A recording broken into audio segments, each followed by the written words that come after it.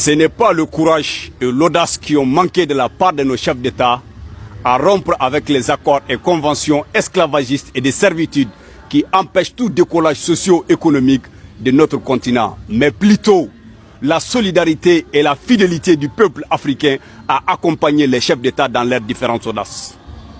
Modibo Keïta a défié l'Occident ici, et la France est passée par des Maliens que la France a instrumentalisé contre Modibo Keïta. Ahmed Sékou Touré, il a osé défier l'Occident. C'est des Guinéens que l'Occident a instrumentalisé contre Ahmed Sékou Touré.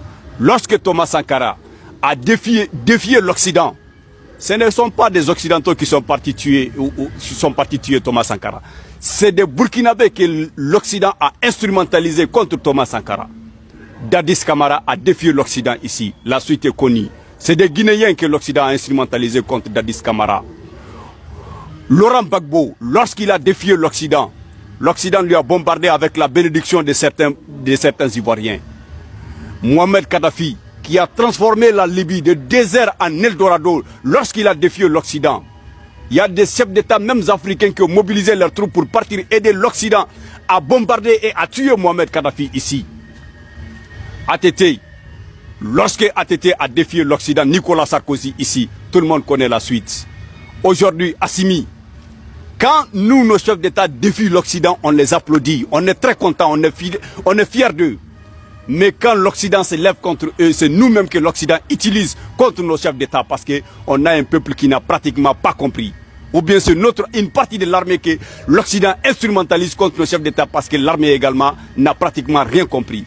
Aujourd'hui, le jeune Assimi, le président de la transition malienne, Assimi Goïta, qui a eu le courage, tout son courage, de dire à Emmanuel Macron que lui veut réviser l'accord de défense signé entre le Mali et la France parce que l'accord de défense ne nous a pas garanti la sécurité ni la paix, n'a pas empêché à ce que beaucoup de nos villages soient tués, brûlés et calcinés avec toute la population. Aujourd'hui, Assimi a tous les problèmes du monde. Avant-hier, à la grande mosquée, à la prière, il y a un individu qui, avec un couteau, a osé se jeter sur Assimi pour dire qu'il va l'agresser avec un couteau.